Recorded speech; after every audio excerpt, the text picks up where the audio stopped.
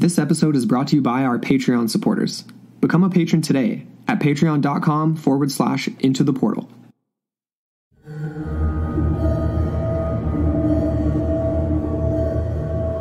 (1863), the infamous year when ground broke for a new institution.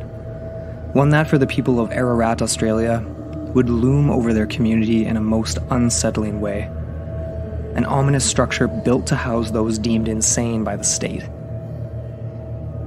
The people lived in its shadow for 130 long years, knowing all the while that almost anyone could end up there.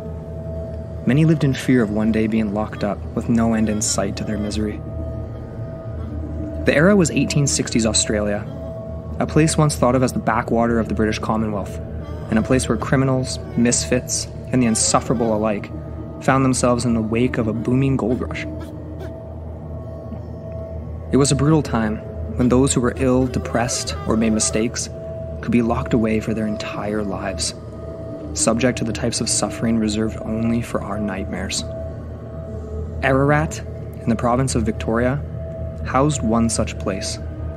Its haunted past marks its presence in the hills, and stories abound about the strange happenings that continue to take place behind its stone walls. Join us on Into the Portal for a look at one of Australia's most haunted places, the Aradale Asylum.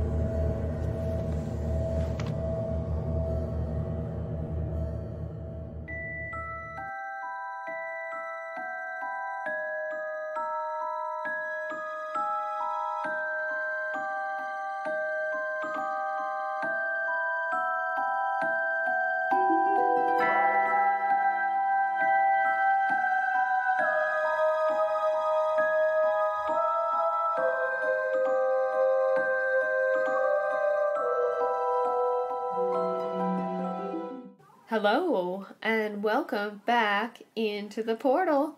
We've got a special Halloween treat for you all tonight, don't we, Andrew? We do indeed. And we are actually recording this from the basement guest bedroom of my grandparents' house because it is the Canadian Thanksgiving weekend this weekend. It is, and we are giving thanks and really appreciative to be at the lake, but you guys might hear some ruckus in the background. You may. It is our family enjoying themselves, so no worries there. Yeah. It's no ghosts lurking around, but hopefully not. We're getting didn't some bring the Ouija board. spooky stuff, hey? Yeah. And it's gonna be a creepy one, guys. We're covering Asylum tonight, so yeah. Halloween theme, yup. Oh yeah, we got it. We're getting into it, that's for sure. But before we get started, we do have a little bit of housekeeping, and this we've already mentioned this once. We didn't last week, but the week before. And holy moly, am I excited for this! We decided we want to do a pumpkin carving contest, jack-o'-lantern carving contest. Yes. So yeah, really excited about that. So we submissions are open starting right now. Like we said from the first, but people don't carve a jack-o'-lantern on the 1st of October. So, but submissions are now open. They'll be open until what did we say? I'm thinking the 25th or the 26th. So we have a few days of judging, and then we can finalize. Totally. But honestly, if there's a late submission, we're not going to just disclose. Of course not. If you carve a pumpkin the day before Halloween or morning of Halloween, it'll be entered. It's still Christmas. So to speak. Yeah, exactly. Christmas for us, yeah.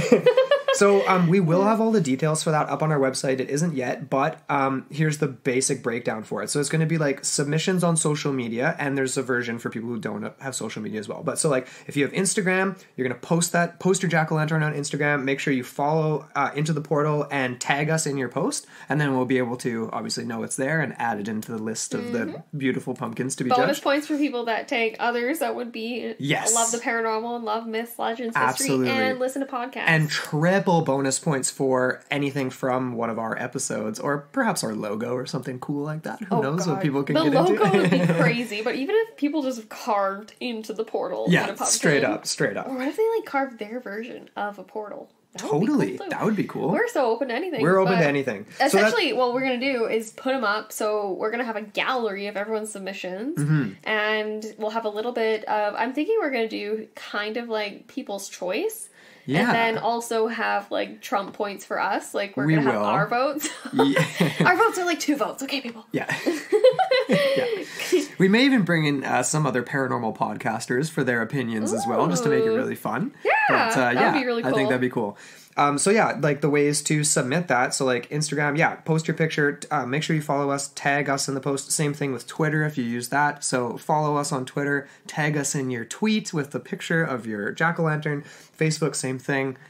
Post it to our page or whatever. And if you don't have social media, it's all good. Take a photo of your awesome jack-o'-lantern and just email it to us, or however else you want to find a way to get it to us. You can snail mail it to us. We don't care. We're might not get here in time, but yeah. So that's basically how it's going to shake down. We'll have more details up on the website, but just we wanted to plant that seed, the pumpkin seed. I feel like I don't think snail mail is something that we should offer as an option, because apparently people in like the U.S. Postal Service are quite picky about what they choose to allow into Canada. Yeah, we were waiting on a book. We had this hilarious incident happen this week where we had a listener that wanted to snail mail us a book. Yeah. And so she sent it off in the mail. She went to her post office. She's like, I want to send this to Canada. How do I do this? And they're like, oh, no problem at all. It's a book. No worries. Send it in the mail. And so she sent it, got it back, and basically has to redo it as according to the laws of, what was it, like exporting something to Canada or something? I don't even know. It was funny though, because she sent us a picture of the actual package, and it says book in quotations. And I'm like, I wonder if they thought it was, some sort of code. They're sending drugs. Like, who knows? It's a brick of cocaine. Who knows? Yeah, a book of cocaine. Sure. Anyways. So funny, though. But I'm sure most people that listen to the show have social medias and stuff. So anyway, super excited about that. So stay tuned for that. And keep that in the back of your head for some freaky deaky ideas for jack-o'-lanterns, people. Mm-hmm. We're looking forward to it. We have one other thing. You want to read out that new review we have? Aw, this is... It's pretty sweet. Super enthusiastic. We really appreciate this. Came from the U.S. It was from Superman91. Nice. And he says, oh my god, best podcast ever, 5 stars.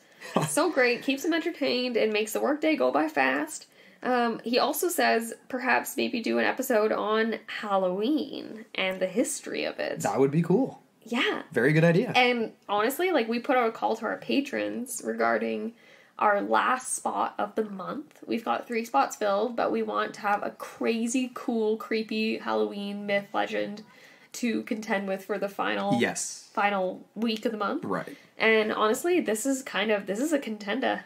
I think so. You're a contender. It's a contender. Yep, there. Where's that from? I don't even know. It sounds like it's like a JFK from like Clone High, the cartoon, or something like that. But that would be really cool, right? History of Halloween. That would be so cool. Because there's there's lots of different aspects of it, because it's like the original, maybe Day of the Dead, and then like, the evolution of it is kind of cool. And we watch American Pickers, which we've referenced before. Remember they found some vintage Halloween decoration stuff in the past. They found a jack-o'-lantern, that was from like the teens, and they paid big bucks for it because it was like super retro, and it ended up being worth a lot. Yes, very cool. Anyway, so side note. So anyway, we're geared up for Halloween is the point of all this. Exactly. But thank you so much, Superman 92, 91, 92. Yes, thank you very much for that 91. Review, and keep those reviews coming in, people. Even if you don't feel like typing one up, click the stars. It helps us a ton. It does. But we got to get into the meat of this. Yes, we do. So tonight, for all of you horror fest extravaganzers, I don't even know how to phrase that. I was like, what do you call people that are like? I don't even, people who are obsessed. Like with a horror file? Like you love horror? Those obsessed with the macabre. Sure. The creepy, all that disturbs. Right. And we're going to be talking about the Aradale Lunatic Asylum. Yeah. Also known as the Ararat at some points of its life. Right. Because I think the actual area is called Ararat, which is in the province of Victoria in Australia. There you go. I hadn't heard of this place. So we're going back to Australia. Man, what is with us in Australia? We love it down there. I know. We've never been visited. No. But we've got friends we've made online. I love it. That's the best. We're going to actually dive into one account from one of our friends later on in the episode. Yes, we will. But, okay, so we are discussing, there's many names that this hospital has gone by. It's gone by, Aradale Mental Hospital. Basically, it is one of the largest insane asylums in Australian history. Yeah. I'd say it's in the top 3 overall. Definitely, I think it's the largest in the province of Victoria, though. Okay. And it is the most haunted place in Australia. I say that as a spider crawls out right beside me. It's freaky, man. Oh. He's really cute, though. Just leave him. Just leave him. He's a tiny little guy. I'll just get him off my hand. Get him off my hand. Okay, he's off. Okay. That is very serendipitous. That was creepy, man. I feel like that. It's meant to be. It's a sign. Oh my god. So, most haunted place in the entire country of Australia, so the legends say. Spooky. Okay, This asylum came into being in the 1860s. Exact date was 1863 was when it was chosen as a site. Right. So basically, it undergone like approximately 5 years of construction. It actually opened its doors in 1867. And it was known as the Aradale Asylum. Man, just the word asylum has just it's this loaded. Big time. It's freaky. Freaky, creepy, beaky. Yeah. I don't even know how to phrase that. All of the above. Yeah. Word garbage. Yeah. Making up shit now. Making shit up. And we're having a couple drinks tonight. I'm sorry. It's just, it's a holiday for us. It is. Cheers. Okay, we're just going to do a little tiny. There we go. Chink. Sweet. All right. Nothing crazy. Just a couple beers. Yeah. But anyways... Yeah, this is interesting. So Ararat was one of three. So essentially there was another one called Beechworth. Yep. And, oh shoot. Q. It's K-E-W. Q or Q? Q, I think. Q? Pretty cool. Let's plan a coup. I thought it'd be like, it's pretty cool. Pretty cool. It's not cool. It was not a cool place. It was not. It was a horrible, horrible place. No. And it was really more so a specialized mental institution. And it does comprise quite a large amount of elements. It's basically a town in itself. They had orchards, vegetable gardens, a piggery, so they had their own food supply. Crazy. They also had, well, they had another special ward as well called J Ward, and that was erected later on, and it was designated for the criminally insane. Yeah. The dangerous patients, so to speak. Exactly. Deemed and labeled, I should say. Exactly. It's a very interesting thing. Like, it is a fortress. It's a complex, right? Yeah. And it does sit atop a very prominent elevation. It looks over across the land, so it's almost like...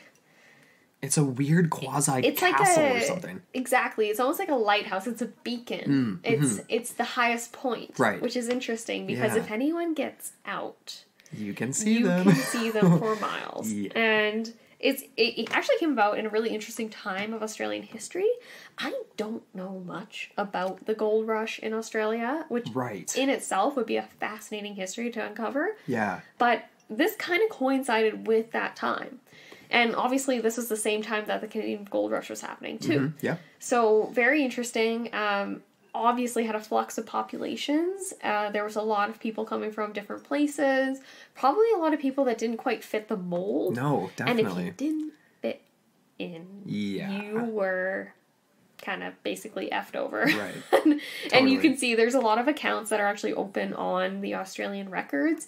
And you can go and look at first-hand accounts of how people ended up there. And like some of them do sound like when they're in their writings, they sound quite... strange, but other people sound quite normal, and you're like, ooh, like you just kind of like, I don't know what happened, but like somehow you just... Well, it's one of those things, right, where it's like, this is going to sound like a bit of a tangent, but it isn't. But we've recently watched an older series called Deadwood. Oh, yes. And it just made me it just makes me think of that, because it's like when you look at the characters in that show and like that era, that's in the US obviously, but it's like that era of the gold rush and the type of people that are coming and going from these types of sort of like pop up and then they're gone boom towns. They're crusty. There's a wide range of people, and a lot of them are like they're borderline. Yeah, they're volatile. Volatile. That's the word I'm looking for. There are exactly that, and there's guns involved. There's guns. There's liquor. There's a very interesting case of one patient we're going to get into in a tiny bit here that involves that, and it's so good. I love this guy. But anyway. But I guess my point is that it's not surprising that during a gold rush, there would be obviously just a plethora of individuals that would be labeled as insane or whatever, criminally insane, bat or just shit. Basically just batshit crazy. Yeah, pretty much. Yeah. That Sorry time... for all the shits.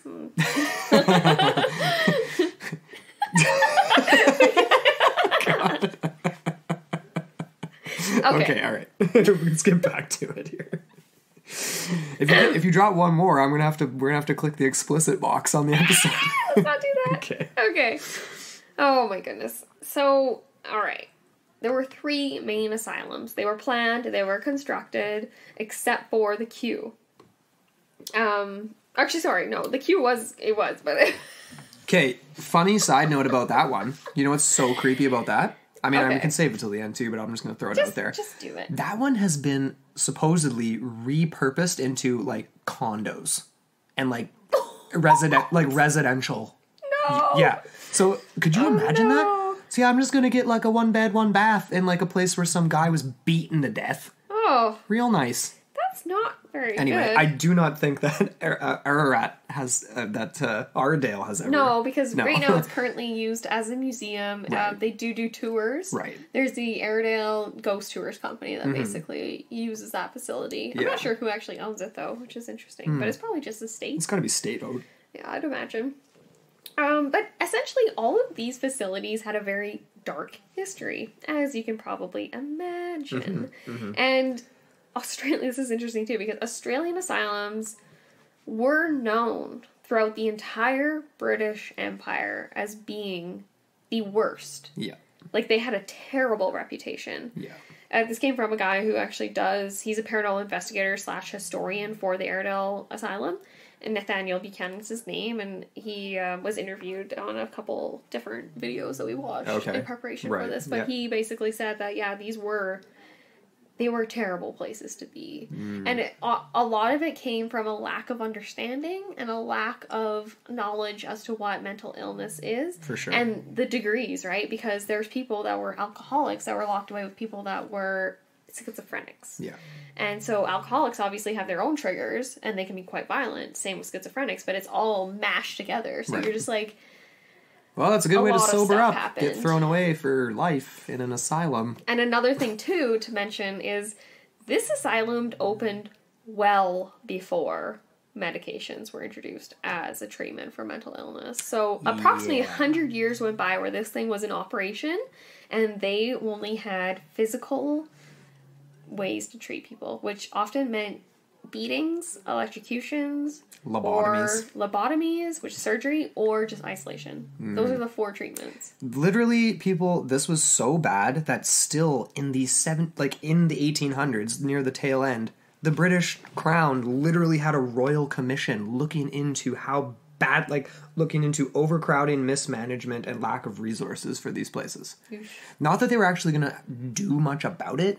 Like, nobody was going to pump money into it because it was just a really convenient place to stick anyone that was just a problem. Exactly. But they still went in because of the reputation to do an assessment. And this was before the 1900s. So let's just let that sink in for a second.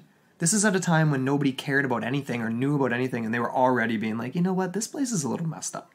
Yeah. Maybe we should look at it. That's a red flag. That's beyond red flag. That's like, can't be good.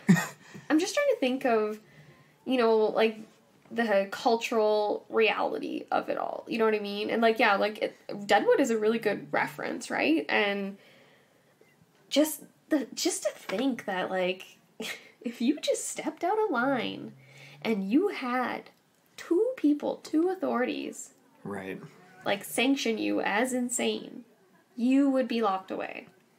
And you didn't have to be charged or convicted of anything. No. You just had to be accused. And you had to have the 2 signatures. But to get out? How many did you need there, Andrew? Oh. More than 2? He just look. You needed 8. What? 8. What's with these people in round number and even numbers? So how the heck, once you're in a place like that, how are you going to get anyone to back you up and be like, oh, this person actually belongs on the outside? Garbage sauce. No one. You're never going to. No one. No, you're done. You're done. Once you're in, that's pretty much it. It's harsh. Yeah. And like we said at the beginning, this complex was huge. It was like a city. It was like a little, it wasn't, is, I should say, is like a city.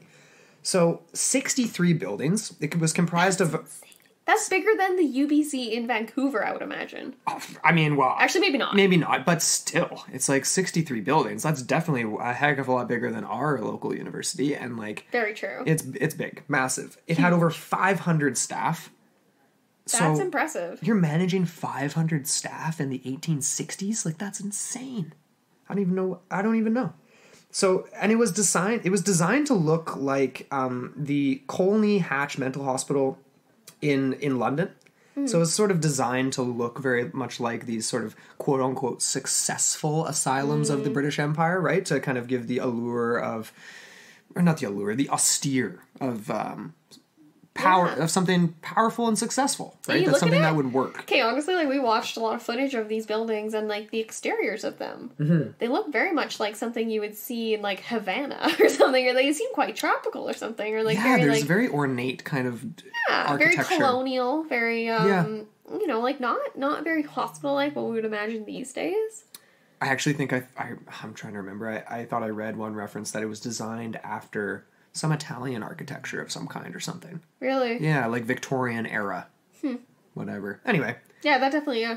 You know, it's interesting, too, like, obviously these places were built to put people in that maybe didn't belong in, say, a general jail? Yeah, I was kind of trying to empty the jails of, literally, like, the quote was, like, the lunatics and the insane. And so that, to me, speaks again to the state of criminality happening in this era, right? Yeah. Because if you have to have that amount, like, today, obviously, that's like it's just it goes without saying, so to speak. Like, you know, you need to have that separation. But back then, it's like they're just figuring this stuff out. Totally. So that's very interesting. This is a time of tumultuous change. Yeah. And just turnover in Australian history. One of the interesting things about this place is, well, in general, any conversation about an asylum or psychiatric whatever is just basically like, it is that. There's the psychological aspect of it. And it's about the people on the inside and those on the outside too. So one of the very interesting / like kind of disturbing elements to this place was the way the ditch walls were dug. And they're called ha-ha walls. Which is literally like ha-ha, as in like, yeah, like it's hilarious to see how sad it is, basically. Because what it is picture a wall. The people on the inside, that are contained in the asylum, have a massive ditch leading down to the bottom of the wall. So to them, the wall is 50 feet high. Mm-hmm. To everyone on the outside, the dirt is higher. It looks like the wall is only 10 feet high.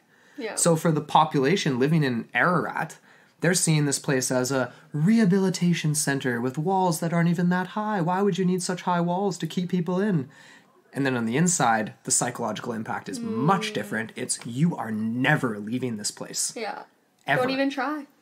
Just don't even. So it's an architectural slap in the face, really. In a way, right? Yeah. It's like literally called a ha-ha wall. So that to me is was that like an official phrase, or was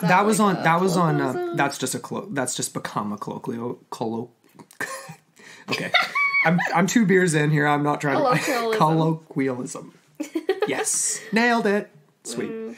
But anyway, that was kind of interesting. I thought basically designed to look like a hospital but function like a prison. So, yeah. Creepy. It was the largest insane asylum, like you already said, in all of Victoria, but then there was the nearby ones that were very, very large as well, Beechwood and Kew.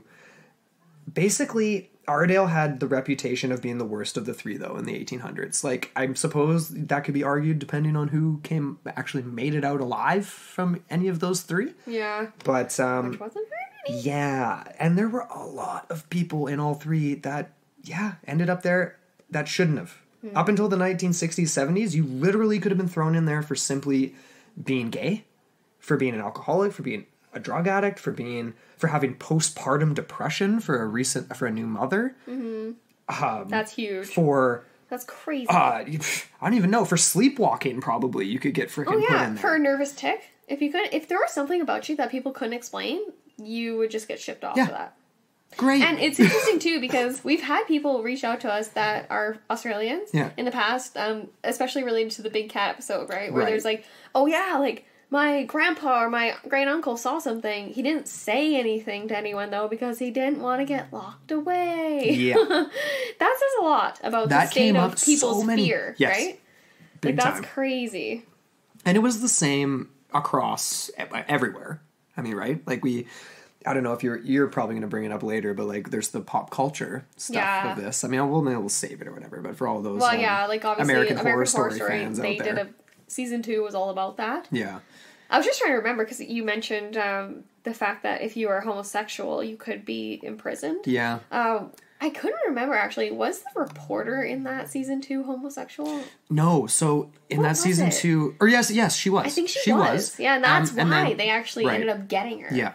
Because, like, that is the most terrifying concept related to this. Yes. That you at home listening right now, or wherever you are, if you have something strange about you, or something that people look at you and kind of cock their head, or even, would have in that time, right? Exactly, right? You could have been locked away for the rest of your life. Yep. Your freedom stripped from you. No. Your personhood stripped from you. You don't get all of your rights stripped from you. You don't get a dime to make your one phone call. No. You don't get anything. No. And then you're subjected to a lot of treatments and a lot of experimental ones that are quite I don't even know what's the nice way of saying that. Brutal. Yeah. They are absolutely inhumane, brutal. Brutal. Because the it's almost the same mentality as like the Nazis, in a way, like the doctors that were doing experiments. It's these people are less than human because they're in here. Yeah. You know what I mean? Like they've messed up, or their brains aren't right, or whatever, and so we can do what we want to learn to whatever. Use these people as guinea pigs. And just kind of essentially. Yeah. Kind of extract whatever scientific value from them, and then that's it.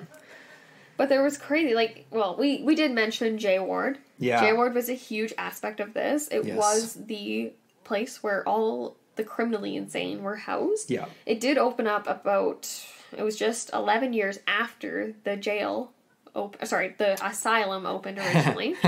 The jail. It is a jail. It literally is, because, you can't leave, to be honest, that's a jail. There's no day trips. You don't get picked up to go do oh my gosh. In the entire time that this building was used as an institution, there were roughly 13,000 people that died there. And this building stood for over 130 years. And the only sanctioned executions that occurred on the property occurred in the very earliest years, and it was 3 executions.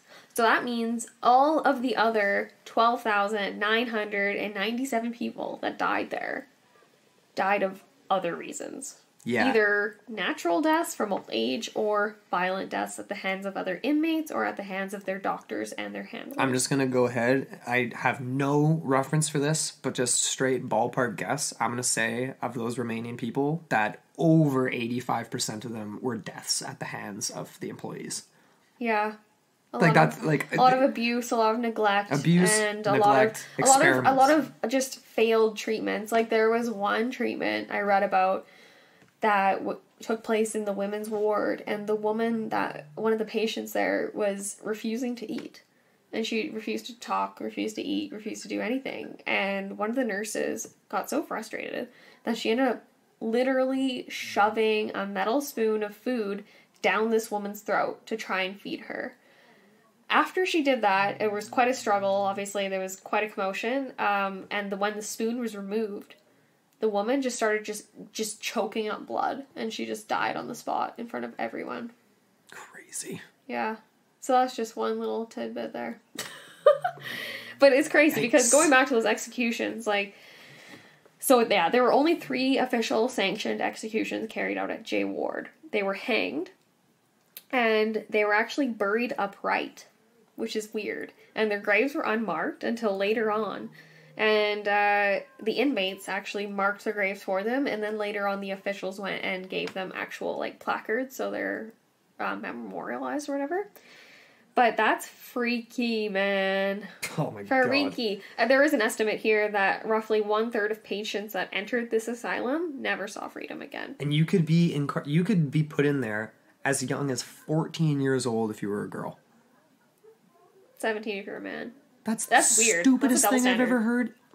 You know why that is, though? Because women, they're getting they're coming of age at about 12, 13, having kids, because, like, it's a rough time, right? Oh, well, then I guess they should just put every woman... And then that's exactly, that's your age of maturity, right? Right. That's what people peg you at. Stick them all in there, then, I guess, would be the solution back in the day. Could you imagine every 14-year-old girl in the entire country of Australia would have to be incarcerated in an asylum based on that logic.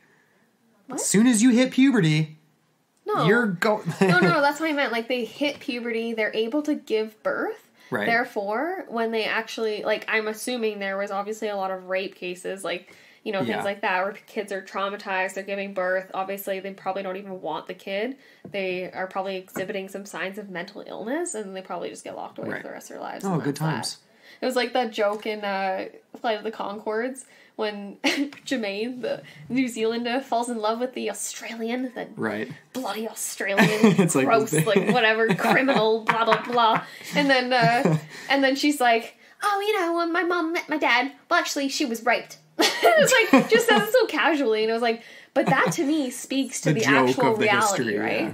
It speaks to that, and the fact that this stuff was quite commonplace.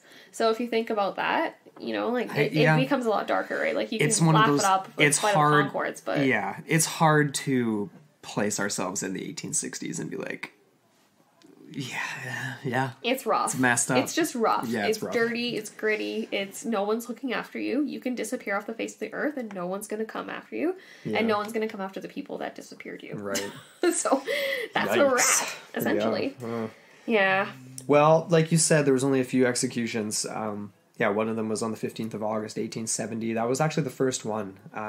Andrew Ver was the name. Yeesh. Mm-hmm. Same name as me. That's Andrew. I wonder if he was actually convicted or if he was just accused of the murder. Of course he was not convicted. There was no such thing as due process. You're in there. Yeah, that's all it is. He was hanged for the murder of Amos Chale in January of 1869. Yeah, the second one was held on the 25th of September in 1883, and that was Robert Francis Burns. That's over a decade, eh? Yeah, you have to wonder if the reason for, actually, pulling the trigger to actually do an execution rather than just leave people in there was because of public outcry or something, or, because people, it was, just to make example, I guess. Very true, because there were quite a bit of people who were either suspected or convicted of murder, and they were never hung. Yeah. And we'll get into that guy, because he's an interesting bird. Totally. But yeah, no, it's very crazy to think that, as the times changed across the decades, across the century, it definitely was reflected in the changing faces and changing names of Aradale. It kind of reflected the societal transformations or perceptions and that type of thing. And there actually, in 1966, there was a bit of a transformation. The mental hospital became a training center. And I believe at this point the criminal aspect was already disbanded. Like, the J ward was already officially closed and everything. Right.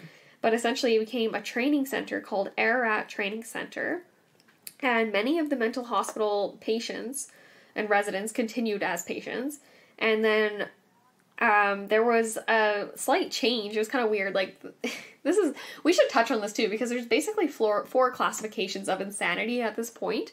But by the time of 1966, there was a recognition of intellectual disabilities. So I guess they would have called it retardation at that point. They would have at that point. Or a handicapping or something like that. But essentially these people were reclassified as trainees, which I'm not even sure what that really means. Huh. But it's interesting because the situation did continue for another about 25 years. Oh, no, J ward is still around. Sorry. I forgot. It was actually around until 1991. I thought it was 60. Year I was born. Crazy. Which is interesting because around that point in 1991, that was when the situation changed again. And the Ararat Forensic Psychiatry Center opened. Okay. And this was a medium security facility, and it only had 20 patient beds, which is interesting. That's a huge... over double before for J ward, wasn't it? Or more than that even. I'm assuming way more than that. Originally it was I think I saw it was something like 75 beds? Yeah, or something like that. Okay. So it's like, if in 1991 the capacity is 20, that's pretty crowded at 75. Or something, right? I'm just thinking, like, only 20 patients? Like, that seems like not a lot. But when I'm going I'm referencing now and going back to American Horror Story, I'm like, wait a second, how many patients were in that facility? That wasn't that big, though. It's there's 63 buildings. It's also a fictional... It's also a matter of staffing, too. Yeah, of course. But usually things like that are modeled after the real. Indeed they are, yeah, of course. I can argue that. But no, it definitely went through all these revolutions, right? Because if you think about it, people, like, I'm sorry, I have a lot of sensitivity. I grew up in a household where my mom took care of people, and she still continues to take care of people with mental and physical disabilities. Yeah. And it's not as if I look down on any of these people at all. But it is interesting to think that even in our lifetimes, I've seen so many changes in just the vocabulary, right? Yep. To talk about it and discuss it. And for sure. It's kind of a sensitive subject, for sure. And I never, ever in my least bone in my body ever want to offend anyone, so I'm sorry if any words that we have used today. It's all for historical accuracy. Like, we're not... Anytime I say retardation or retard, I'm not saying that. It's totally just from the times, right? Exactly, right? Yeah, so, absolutely. But people, come on, you guys. You know what I'm talking about, no, right? Absolutely. You guys have seen it in your lives, too. Like, the revolutions in political correctness, essentially, right? Yeah. And stuff like that. But that's what this facility was reflecting too, right? It went from being an asylum to a mental hospital to a whatever, like, you know, and then matching finally up with the public perception. Exactly. A psychiatry center. Like, you know what I mean? So sounds there you go. Professional. Yeah, it's very kosher. Insane asylum or psychiatric center. Rolls off the tongue better. Asylum to me sounds like, I mean, I actually think that was a segment of like the Batman comic series or something, but it just sounds like a word from that. It sounds like it's right up there with like Gotham and like things that are dark and wet and scary, and you don't want to be there because you're gonna get murked. Like type of dark thing. And wet and scary. That sounds like the cellar at the View. Oh yeah, it sounds like where we work. Great. Oh dear.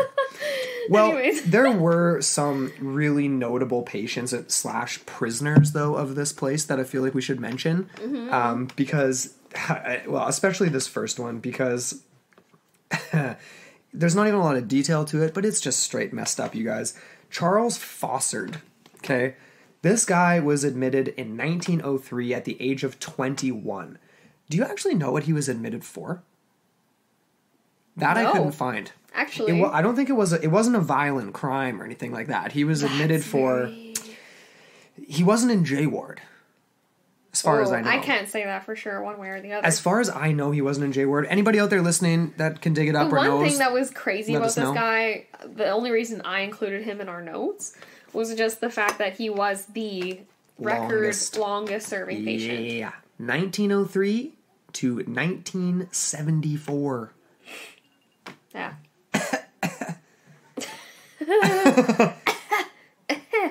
But yeah, no, that's insane to think that... Okay, wait. So if he was admitted under some sort of violent offense, he was obviously never properly treated for it. They just deemed him an incurable? I guess. Ooh. That... An incurable. Yeah. What was that? Was that in American Horror Story or was that in something else? Where it's like the Incurables? Oh, that was in Murdoch Mysteries! Oh, right. Yeah. Dr. Ogden! No, there was a very similar episode to this in Murdoch Mysteries recently that we watched, where he like catches some doctor performing experiments on people in like a cell. Remember, he was pulling prisoners from a jail, getting them to sign off to say that they were gonna do experiments or whatever. Dr. Bates. Oh yeah. Remember? Creepy. Super creepy. Ugh. Anyway, common themes. Very common themes. But could you just imagine this? So 71 years and you die in custody. Yeah. Was it this guy that said, was it Charles Fossard or was it, I think it was the other guy here, Bill Wallace, who was like, I don't want to leave. Well, I feel like a lot of people said that. I feel like that comes as part of your institutionalization. You become highly dependent on it. Yeah. And for a lot of people, with limited mental capabilities and just social capabilities too, right? It comes down to that too. Yeah. They just choose the easier way, right? You're used to having your meals fed to you 3 times a day. Maybe they're gross meals, but maybe you don't know how to cook, or you wouldn't feed yourself otherwise. Well, and it's the difference of literally having a roof over your head or not. Yeah, that's just it too, right? You have heat, you have water, you have food, you have a toilet, and that's basically, but you're being subjected to whatever else, right? Because you are a ward of the state. I feel like you have heat because it's Australia, but otherwise it probably wasn't like adequately eating some kangaroo heated or cooled. And some road roos. Probably. Yeah, I would imagine. But anyways, yeah, so that guy was pretty crazy the way that he lived his life. Could you imagine that? I'm only 20... Oh, should I say how old I am? I already 26. Gave it away. Did you? I was born in 91. People can do math. 91. I can't, but other people can. But anyways, yeah, I'm just imagining living 71 years of life behind bars like that. It's crazy. Yeah, with no TV. No nothing. No nothing. I mean, well, maybe they had a TV in the common room. I would assume they did. In the 60s. 60s going up to the whatever. Maybe. Do you remember that? That was an American Horror Story too. Anyways, one of my favorite parts of this episode, doing the research for it at least, was coming across this guy called Bill Wallace. Mm-hmm. And he was a peach, let's just say. Indeed. Okay, so this guy came into Aradale after he was suspected of shooting a man over a cigarette in a Melbourne cafe in 1926. Wallace was 41 years old at the time, and he was also arrested at the scene of the crime, but he refused to confess or talk to police or the psychiatric doctors. 2 of which declared him insane, and that's when he ended up to Aradale. So basically, Wallace, it was interesting. The way I saw his story described was essentially... I guess he frequented this Melbourne cafe quite a bit. I don't think he owned it. That wasn't what I read. No. But essentially this guy started smoking in front of Wallace, and Wallace wasn't okay with it for whatever reason. Okay. Not sure why. And essentially what happened was he waited until the man stepped outside of the cafe and supposedly shot him in the alley. Or in the road or whatever, in the street. Okay. And then he was still standing over the victim when the police arrived. So that's why they arrested him at the scene of the crime. Okay. Wallace was a ward of the state. So he was a ward of the governor at the governor's pleasure. So that meant the governor could decide when he wanted to release Wallace, if at all. And that means that there is no minimum or maximum sentence to ever place on him. So that, to me, is crazy. That's indefinite enclosure or indefinite incarceration, which is illegal, I would imagine. Well, not back then. Yeah, so basically this guy was institutionalized indefinitely and only theoretically would be released if the governor was convinced he was cured, which never happened. Because I guess no one was in Wallace's corner. Wow. Which is weird, right? Because he was 41 at the time. Apparently, he actually had family. He had a wife, he had kids. Maybe they wanted him to get locked up. Perhaps. But he never talked to them. He never spoke of them or to them after his arrest.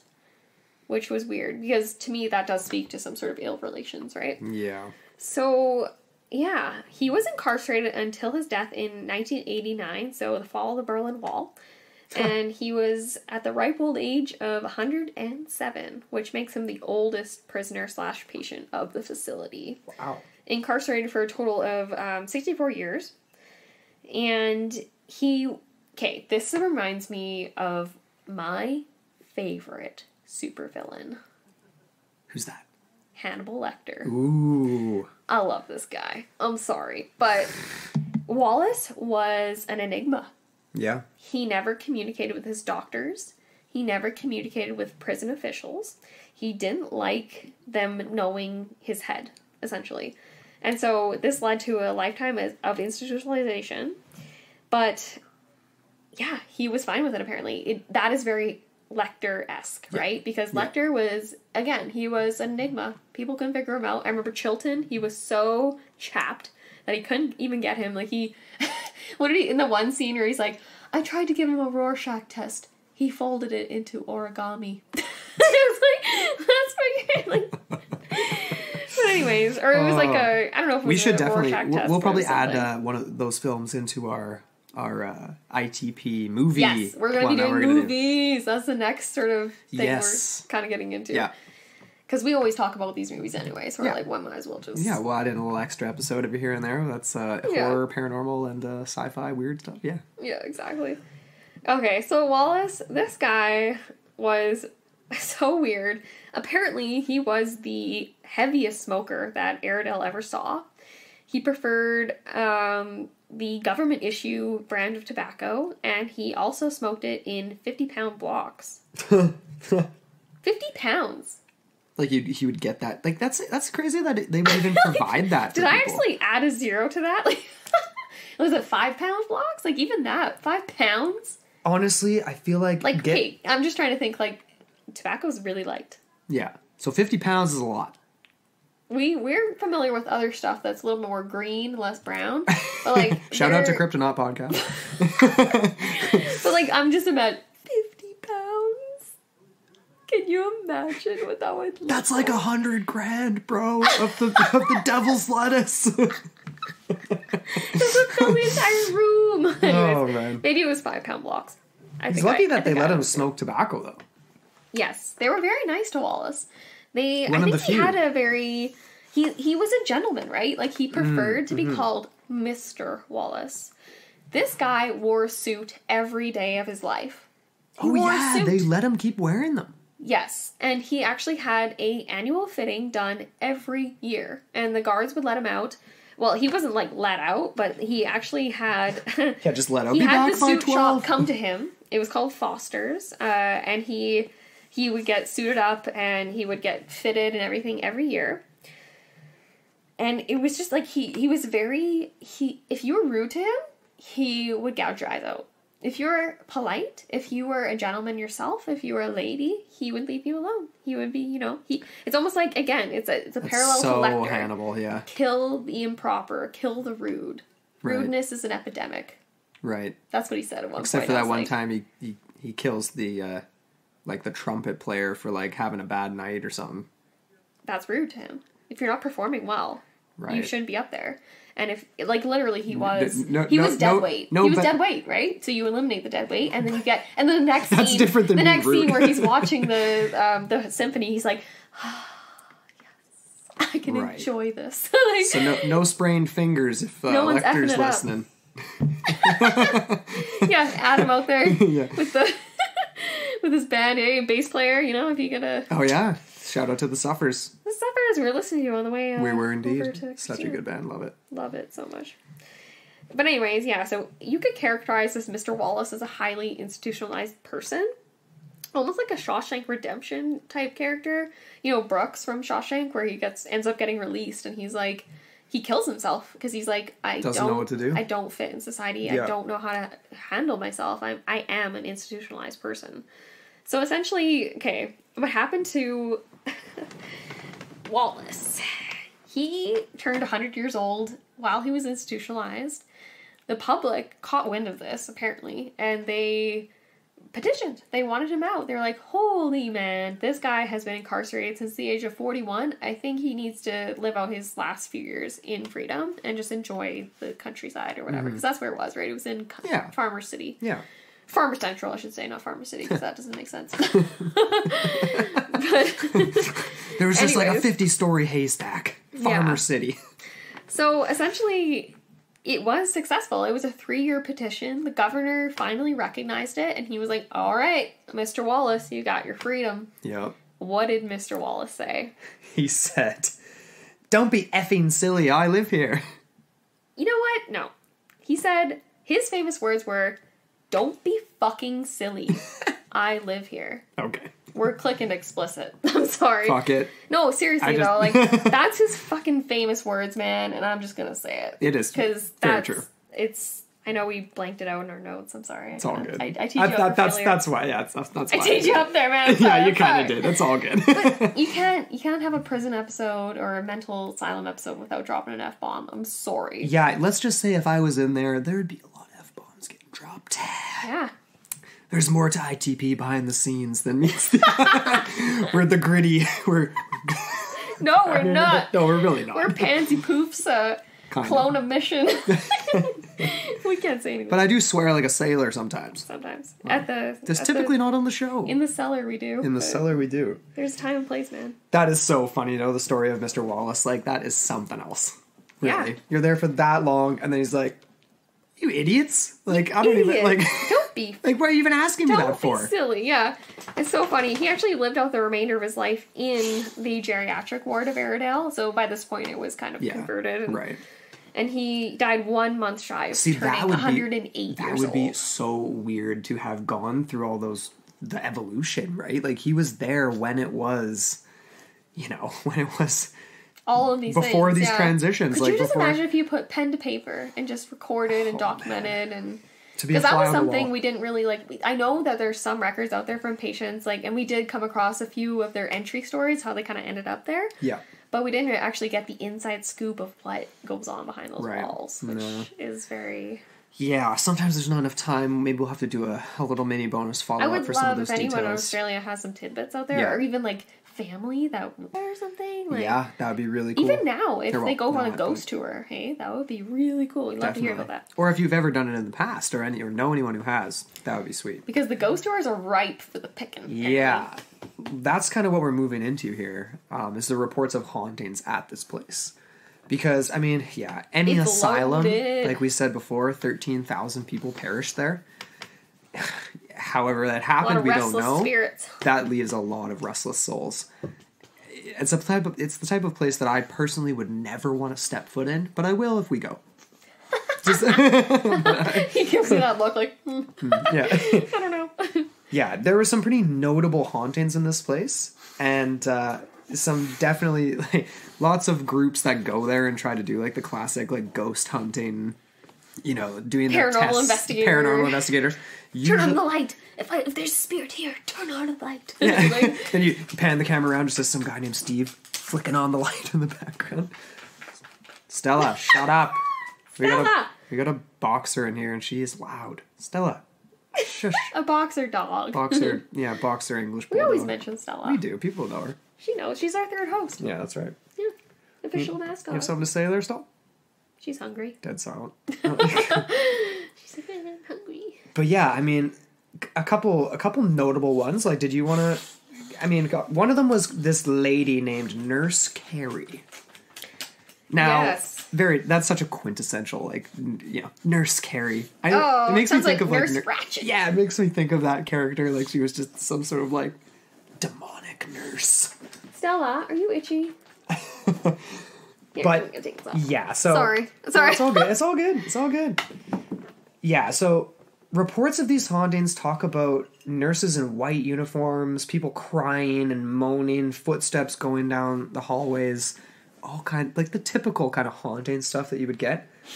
There was a ghost investigation group that went there, I think it was the early 2000s, and they claimed to have basically, they were trying to provide authentic evidence for paranormal activity in the asylum. And, I don't know, like, they did come up with some stuff, didn't they? Like, was that the group with the bite on the neck, or that was a different story? No, that was different. Okay. That was different. It was a lot more topical. They did get some really cool stories from the tour guide that accompanied them. And he was the one that told the story about the woman with the spoon getting shoved down her throat and that type of thing. Right. He was also the one that told them the story about the straitjackets. So it was in the documentary. It didn't happen to them. Okay, yeah. But it was recorded, like, the story. Right. So apparently, this guy was leading a ghost tour, and there was a group. They were supposedly paranormal investigators, whatever. I guess if anyone's a weekend ghost hunter, that's what they call themselves. Sure. Anyways. And these guys, it wasn't clear, whether he was actually had the straitjacket on or if he was just examining it, but he had a violent encounter with a spiritual entity that essentially bit him on the neck very violently, which was quite common, right? Acts of violence with biting, very common. Yeah. And essentially, all of the people were like, oh my gosh, and they gathered around him. And they all saw it. Yeah. And he went into the next room to kind of, like, examine it in better light, because it was obviously pitch black in there. And it vanished. Gone. It was gone. So it's very, like, it's like the hot spots kind of dictate what you're experiencing or feeling. we'll get into this at the very end. Like the idea of a spectral wound is bizarre to me. Seeing a specter and having a spectral wound on your own body. So what is that? Is weird. What's the definition of that? Like, it's basically a ghost wound. It's there 1 second and then it's gone. But it isn't the ghost itself. Can you classify, like, a ghost limb? Anyway, we'll get to that. But sorry, it was very much the same thing, though. Like you just said, with Nurse Carrie, right? She was the head of... She was the head of the women's ward.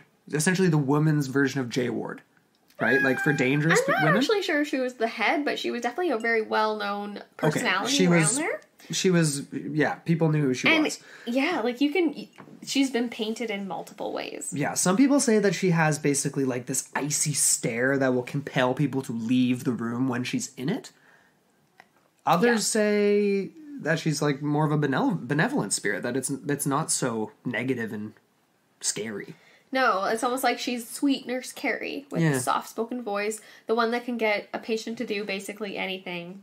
You know what I mean? Like, no, whatever. But, like, manipulate them and be that person that's, like, a calming sort of presence.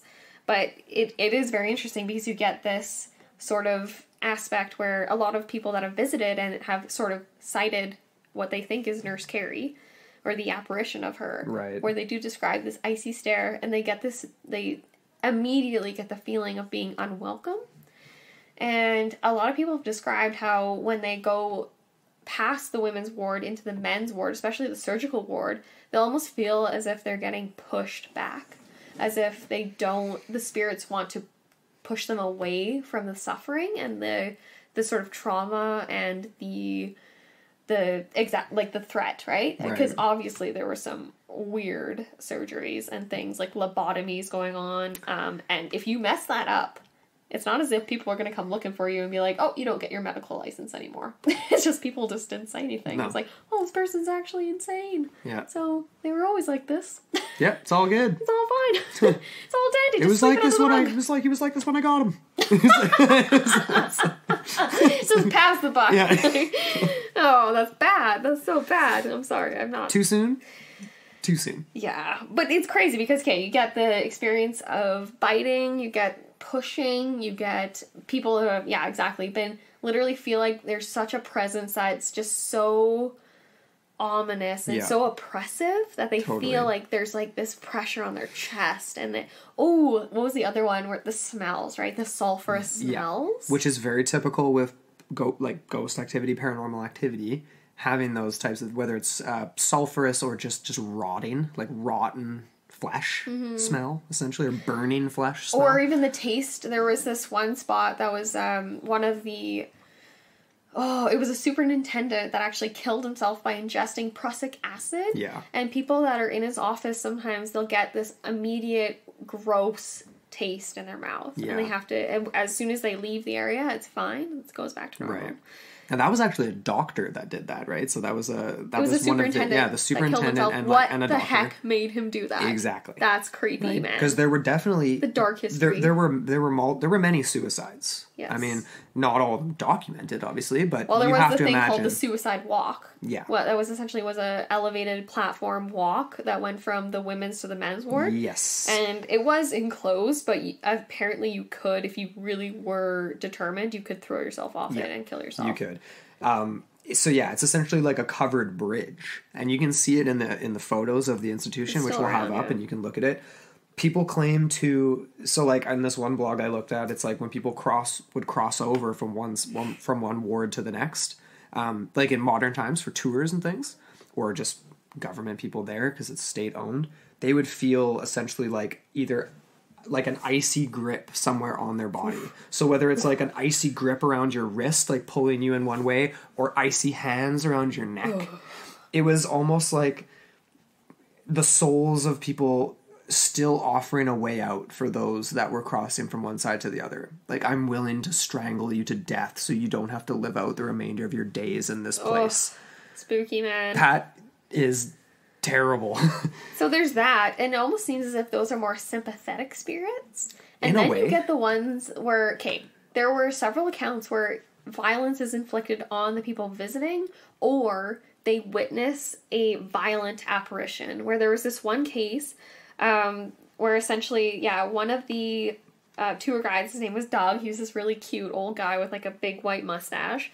And he said that there was one instance where he saw a woman being beat over the head in the kitchen.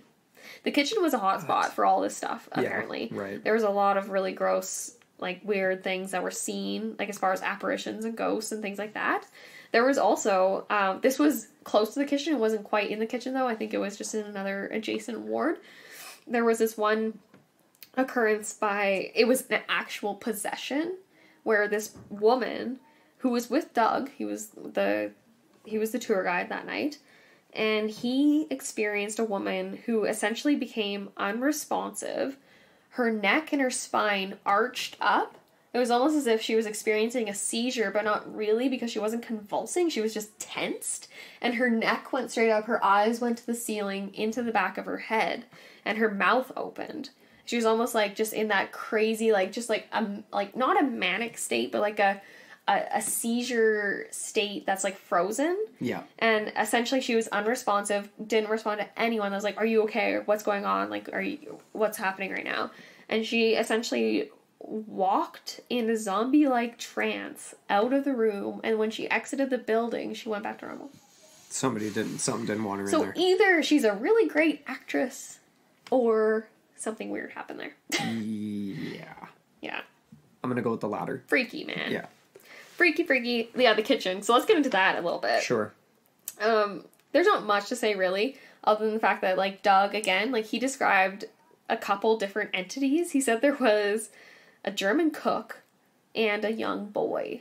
A young boy. Like, how young, I'm wondering. Well... And they're both demonic. Like, they both, like, are very violent, and very just aggressive, and very, again, like, very oppressive. And so you have to be very careful. Like, there's places in that building that Doug won't go.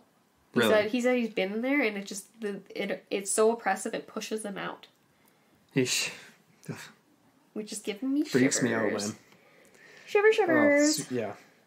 Oh my gosh. There was this one thing about, I don't know how real this is, but apparently there's a haunted bathroom where there's a white witch. A white witch. A white witch. Okay. This is kind of, La Brujas. Si, oui, oui. Yeah. But apparently she inhabits the bathroom, which is also the place where supposedly over 6 patients were murdered, where they were actually chopped to bits with an axe. Which sounds like the classic Hollywood Halloween story to me. So I'm like, I'm going to take that one with a grain of salt, because I don't know. Well, there's a witch, there's murder, there's axes, there's bodies chopped to bits. Like, this is all just Hollywood to me. Like, no, it definitely does. But at the same time, though, why? too, and it's how, right? No. How would someone be chopped to bits? 6 people, not just one. I could see maybe an accident with a patient if they got a hold of something, but 6 people? I don't know. That sounds a little much. Let's put on a thinking caps here. I'm going to say that one's probably just blown out of proportion. But still adds to the creepiness of it for sure. Yeah, you mentioned already the superintendent that committed suicide, and so people will get that taste in their mouths when they enter into the different rooms. I love that, the different sensations. You can feel coldness, you can taste things, you can smell things, you can see things, right? So you're covering all these sensory definitely. And people have claimed too that and some people have said they just straight up get sick. It's not necessarily like bad taste or anything like that. It's just all of a sudden you are feeling totally fine, and then you're ill, like you're going to vomit. And there's no bad smell, there's no reason for it. Mm-hmm. It's just all of a sudden you are sick to your stomach. It's very, very strange. It's messed up, man. Yeah. There was also this the ghost of old Margaret. Old Margie? Yeah. One of the best known ghosts of this place, and was one of the patients who was kicked out in the late 1990s. Oh, when it closed, yeah. When it actually closed. But people believe that she came back because it was one of the only things she knew. That's the sad part. So she's said to haunt the halls because it's just the only home she ever had. That is crazy to think that. Sad. For some people, that literally was their home. Yeah. Count your blessings, Yeah. Because that would suck. That really... Like, no sugarcoating. That would suck. The big one. That's the understatement of the century. Like, there's no... I'm just trying to think, like, it's almost like a souped up version of working at a McDonald's. McDonald's for your entire life or something. Actually, are you kidding me? I would way rather do that. What? No, I'm just trying to think of like the regimented institutionalization and highly controlled ways that you perform and are, it's biopolitics, right? Like if you're controlling human bodies and the behaviors they're allowed to express and the emotions they're allowed to express, then that is definitely a form of biopolitics. Very true. I'm sorry, I'm bringing in our international relations. No, it's all good. No, you're right. But no, that's so sad. Yeah. So let's get into the whole, like, treatments here, because I feel like people are probably well-versed. Well, not well-versed with it, but they have their own ideas, and I feel like their ideas probably aren't that far off. Yeah, and, like, we listed a lot already, right? I guess we did, yeah. Like, the most hardcore of them all, in a way, is, like, the transorbital lobotomy, which is essentially, like, well, that's the most permanent. I'm not sure if that's the most hardcore. Well, because it's almost like, in a lot of cases, you just go into, like, almost like a very lethargic, dream-like trance. I guess all I mean by that is, like, they're shoving a metal rod up your nose into your brain to scramble your brain. Yeah. Yes. So. I feel like the harshest, though, is probably isolation. Yeah, straitjacket isolation. Yeah. Yeah, that would suck. How is that going to help somebody who is who you think is crazy? All that's saying is that I don't know how to deal with this problem, so I'm putting it away. I'm locking it in a box, I'm going to put it away. That's what I'm going to do. But see, like, to me, like, that is less humane than just executing people. Yes. I would rather be executed. Because like, you if I really was think there's going to be a good benefit to that? There's going to be, like if I was around in 1867 and got put in that place, I would want to be put down. And that's why you had people on the suicide walk jumping off. Yes. I would have been that guy. I wouldn't have lasted 15 minutes at that place. Honestly, I feel like I would have been the one that was forever perennially hopeful that I'm going to take this place down and I'm going to show all of the, exactly like in American Horror Story, right? Because she was a reporter and she was trying to uncover all this stuff, and then she ends up becoming a patient herself. I feel like we need to go and rewatch that. So scary, man. That's my freaking worst nightmare. Yeah. I'm so sorry. Absolutely insane. But it terrifies me to the core, and that's why we're covering it this month. Yeah. Mm-hmm. Well, and like we said too, like everything changed over the years, and J Ward officially closed the same year I was born. 91. That is kind of crazy. And then by 93, all hospital patients and center trainees were relocated to different kind of community-based housing facilities and different things like that. So that's the move into group homes. Yeah. Which, again, did have a lot of abuses and a lot of neglect and a lot of things that were necessary, things of care were not taken into consideration. And that's why we have things today, like, where there's 2 residents max per person. Like, that's what my mom does, right? Like, she actually has legislation that restricts the amount of people she can care for. Yeah. So she has 2 clients, same with my aunt, and that's all they're allowed. Yeah. They can't have a group home. They can't be looking after 4 or 5 people because that you can't handle turns it. into neglect. Yeah, exactly. Yeah. It turns into a bad situation. Yeah. Or can turn into a bad situation. Unless you have very independent people. But that again comes according to this new sort of system of classification and all this stuff. Yeah. And just going back to classification, the idea that there literally was 4 classes of what they called lunacy.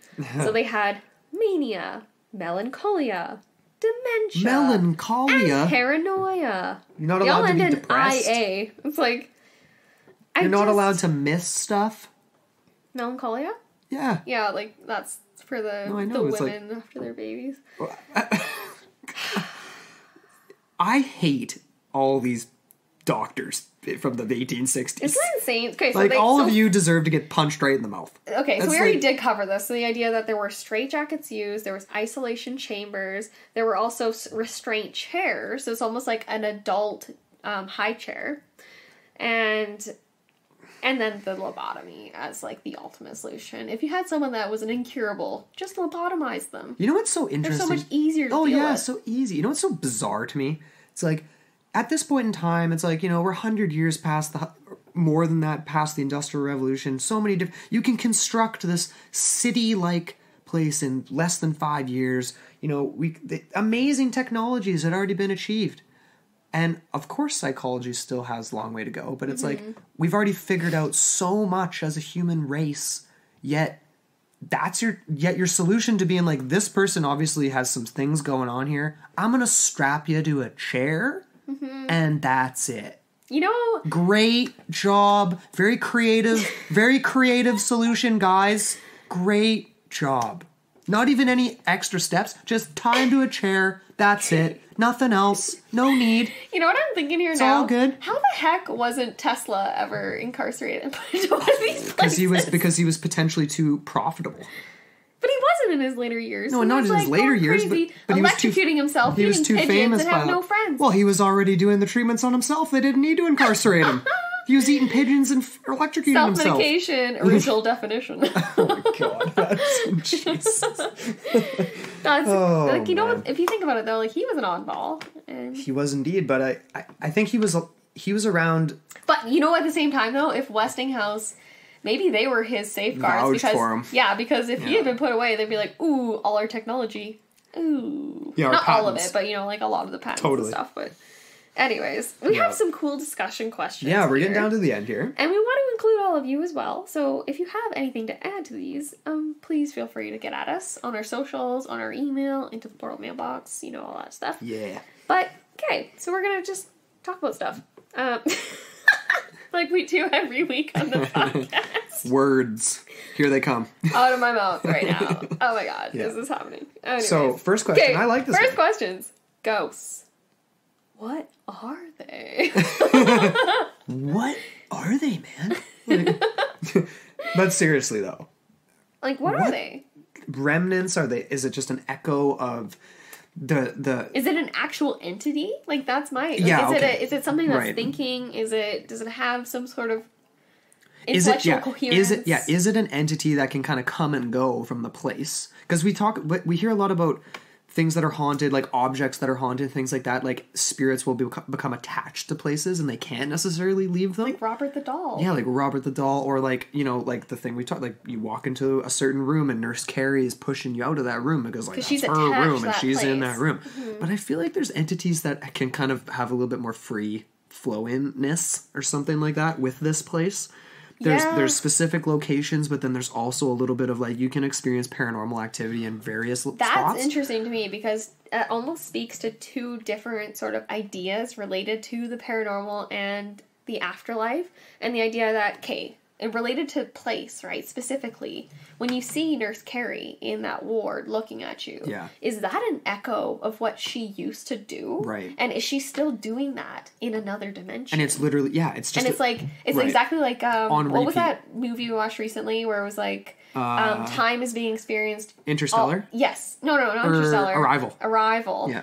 Where it was like, basically they have no concept of linear time. Everything is happening simultaneously all across dimensions. So it's like it really like it could be her doing that, and she's locked perennially into that. And because of the extreme of one dimension. Right, and because of like the extreme nature of like the events that were going on at that place and the energies emitted at the time of, say, like a murder or an execution or whatever, those imprint on like this is I don't even know how my brain can put this into proper words, but like those imprint on like time itself.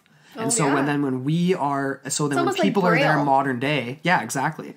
What you see or feel or smell is like, it's almost like the braille remnants of what had happened in a previous time, and like you said, is continuously happening. It's left in that loop, in that room, or in that one doll, or in that one location. And it can go both ways, right? Because if you think about it, experiencing echoes of the past or experiencing echoes of the future in sort of a it's escaping me now. What is it when you see, it's like deja vu. Right, it's like, I dreamed this last night and now it's happening in front of me today. That's the same thing to me, right? Where it's like, I feel like our perceptions are so limited by our linear sense of time and distance and all this stuff. Yeah. It's crazy. Crazy stuff. It's unfathomable to think about non-linear time because we live and die. Yes. guess. We can't fathom it. And because we have linear calendars. It's not like we go, okay, here's day 1, here's day 200, here's day 365. Now we're back to day 1. Right. We don't have a calendar like that, even though it kind of is with the months, right? Like in my head, I literally picture a wheel. See, the only thing about all that, though, it's like, I'm sorry, I'm coming back to the movie Arrival now, which we technically didn't even really finish because I fell asleep. And then I sort of Googled and we the had end no slash. sound. We had like literally half volume. I couldn't even hear anything they were saying. But it's like, to me, I don't understand the concept of like how can anything, I have no frame of reference here, but it's like, how can anything be alive and not have any conception of linear time? You can't be because you were at one point and then you're at another point. Right, but so if you're an organic substance, organic substances have to break down. Mm-hmm. Therefore, you have an expiry date. Therefore, there is an end point. Mm-hmm. You know what I mean? No, but at the same time, though, if that, you could almost go like the Buddhist route with that, right? Where it's like, no, everything's reincarnated. Oh, okay. We're always recycled. So it is a cycle. It isn't linear. It is a cyclical. Yeah. Circular. Oh, dear. Circular and cyclical. So it's almost as if like, oh man, now I'm getting there's a rabbit hole that I'm down now. This is there's so much to talk about with this. It's crazy. It is very, how about strange. this one? Okay, how someone dies, does that affect the way that their energy is maintained or dispersed? Absolutely. Like, if there's a piece in the soul, does it just kind of just go about and just kind of like, it's almost like the concept of, not the prana, but the concept of karma. Yeah, it's like the whole like the motion that Amber is doing right now for everyone who cannot see. It's almost like it's a very gentle dispersal of the spirit.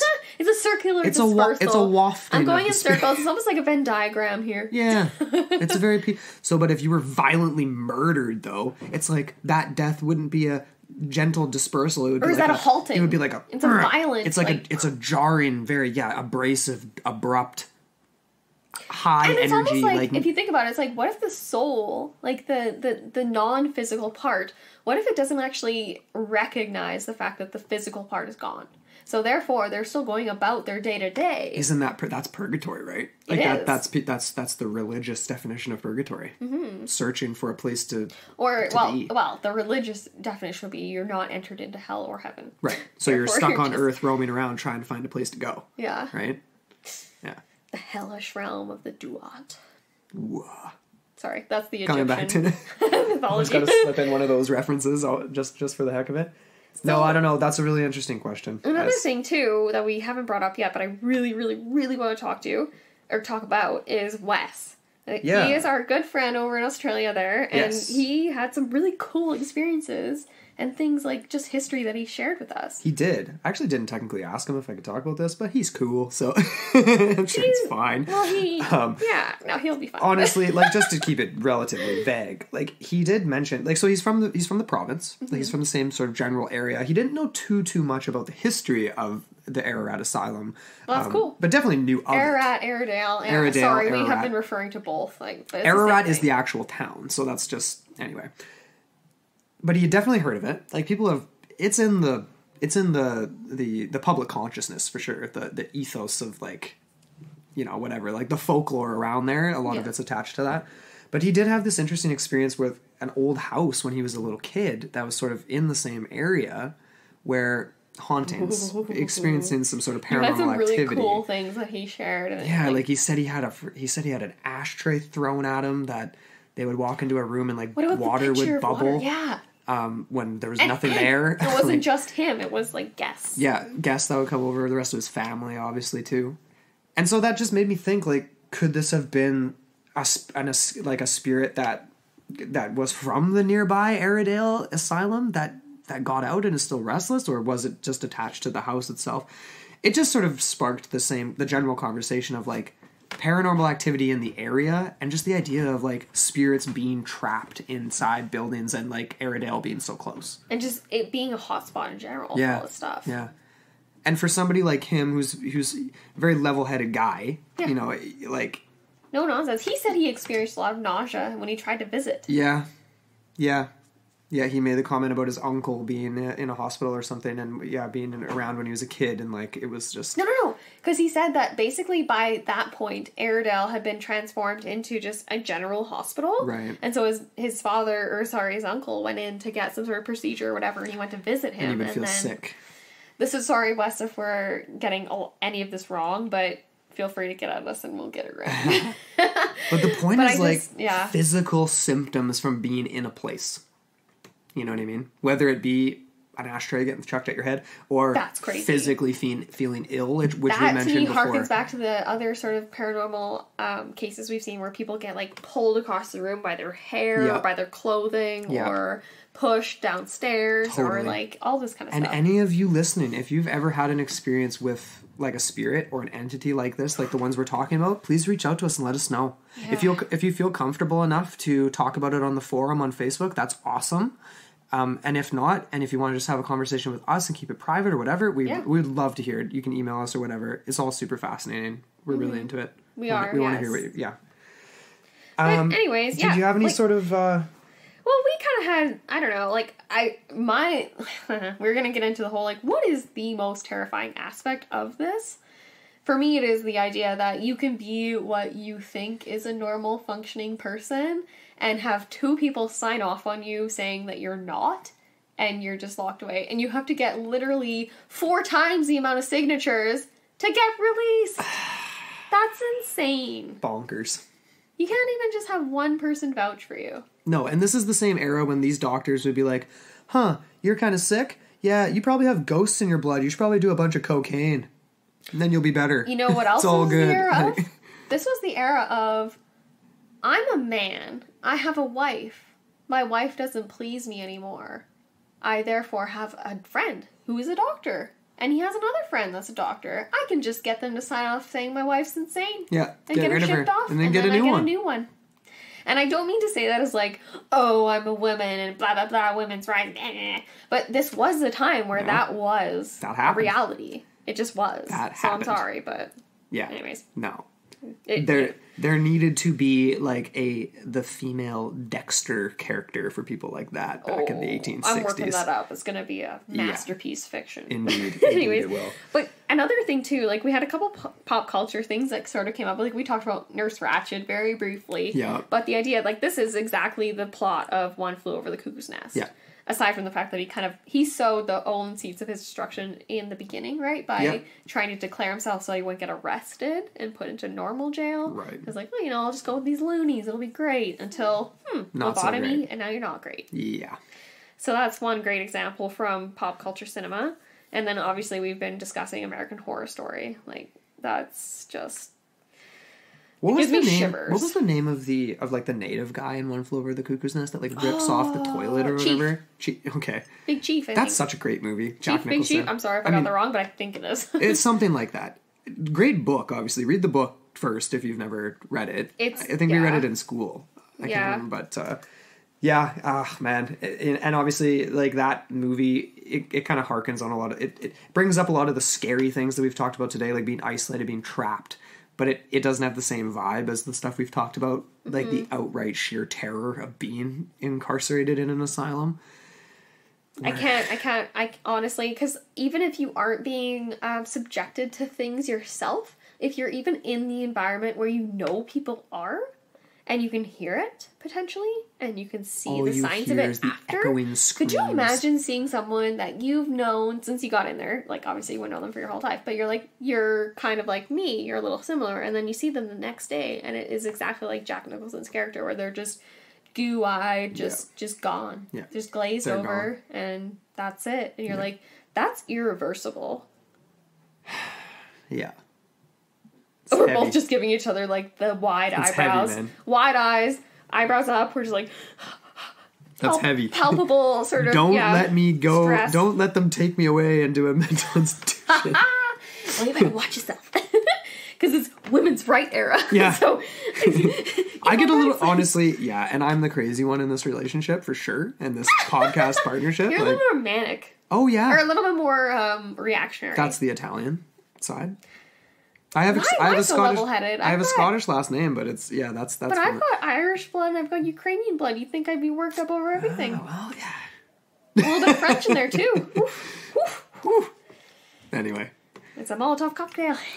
So, end of the day, that is our little description. Well, little. That's our take and our description of the Aradale Asylum. Kind of a historical episode today, in a way. Yeah. A little bit of paranormal in there too. Mm-hmm. But discussing asylums in general is just perfect for Halloween. And it is. We hope you guys enjoyed this as a cool thing that you'd never heard of before, because I hadn't heard of the Aradale Asylum before. No, me either. Let us know what you think. Do a little digging on your own if you have time. If you're from Australia or from the region and you have any other stories, please hit us up. If you have any ripe stories from other asylums that you'd like to share with us, we would love to hear about it. Absolutely. Reach out to us. Into the portal mailbox at gmail.com. You can hit us up on our socials. So at Into the Twitter. Portal 1 on Twitter. Yeah. And then Into the Portal podcast on Instagram as well. Come join our forum. We have a page you can like and a group that you can discuss all these crazy cool things on Facebook. Yeah. So make sure you join that if you're into that kind of thing. We love talking about this stuff with people. And even if you want to just send us a message. Like, we talk to so many people and we just... It doesn't have to be public. It doesn't have to be posted on the page. Like, we chat with all kinds of people just on Messenger, and it's awesome. Yes. And just final thing, do not forget about our pumpkin carving contest. No. Because we want to see them. Yes, we want to see. So stoked. So write those ideas down. We want to see some jack-o'-lanterns coming in. You can even, draw your design, send it to us. Yeah, because we're going to put together an awesome prize pack for that. It's going to be a bunch of Into the Portal swag, and maybe we'll even get some other stuff from some other podcasts too. Who knows? It's going to be a sick little pack. We're thinking something pretty cool. And we just got some new pins and stickers in, so that's really fun. That'll be a part of it for sure. Yes. Cool. Oh, and of course, for all our patrons, look forward to a brand new mini-sode coming your way very soon. Yes, yeah. And if there's any of you out there that are interested in that, check us out on patreon.com/Into the Portal, where we have a ton of extra cool stuff. Yes. So yeah, once again, thank you for listening to this episode on the Aradale Asylum. Mm-hmm. And we will be back next week. Brand new creepy-ass mystery. Yeah, we'll see you then. See ya.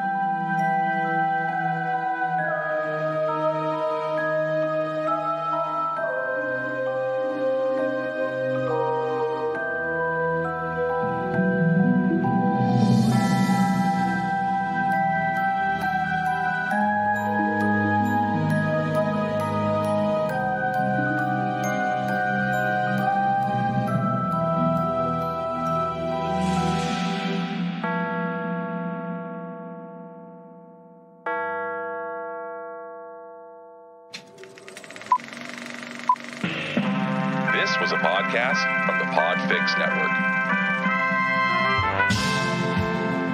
You can check out more shows like it at podfixnetwork.com.